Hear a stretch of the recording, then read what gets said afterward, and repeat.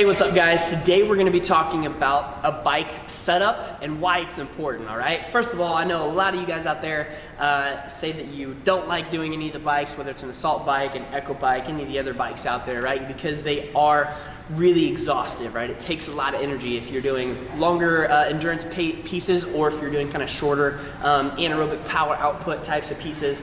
But the setup is where the best place is for you guys to start improving your efficiency and your technique on the bike. Just like on a rower, you guys need to have good technique to be able to go for longer periods of time or to be able to get the highest output you can on something like a shorter sprint. So to start, what we don't want to have happen is where our seat is really low and we're sitting back behind the pedals, right? Obviously that's gonna now start to put a lot more emphasis on my quads.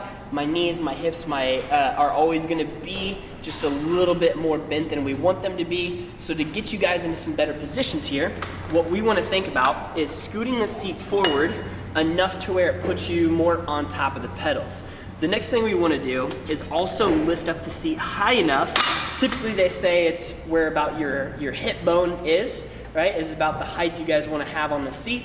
But you wanna make sure, also test it, to where when you get down into the bottom of this rotation, your knee is almost locked out. Not completely, but almost locked out. And at the bottom of the rotation, see how straight my leg is? It's almost vertical, right? So I'm sitting more on top of the pedals, which is like how I wanna go. So that way, whenever you pedal, right, you can have a lot of force generation through those feet.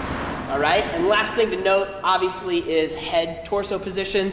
If you're one of those people that keeps the head down, closing off all those airways just a little bit more, pull yourself upright a little bit more, all right? Make sure you're not shifting that head a lot side to side, right? Think about keeping as much upright torso position, upright head position as possible, so that way you can put more of that effort into your arms and your legs.